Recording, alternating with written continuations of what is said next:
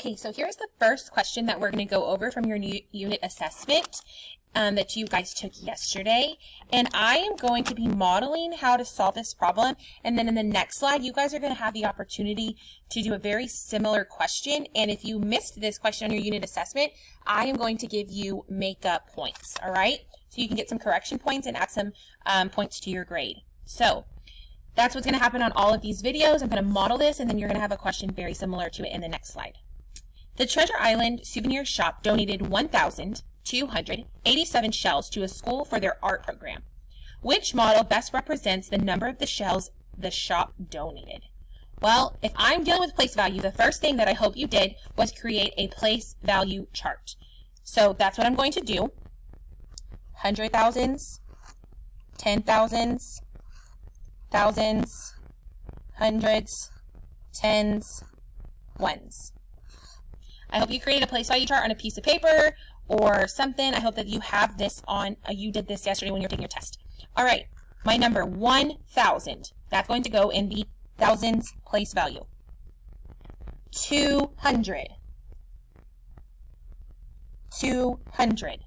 87. 80 is in your tens, and 7 is your ones. So that's what your number looks like in standard form. 1,287. Okay, so what could you do next? You could just go straight here and try to figure it out. I hope you did at least this much. Okay, but I'm gonna try drawing these. So I have 1,000, and I know that this one can be a little tricky to draw. 1,000, 200, 80, 1, 2, 3, 4, 5, 6, 7, 8. 8 tens is 80. 10, 20, 30, 40, 50, 60, 70, 80, and then 7 ones. 1, 2, 3, 4, 5, 6, 7. Okay, so I'm going to find one that matches this. 1,000. I'm going to go down, they all have 1,000.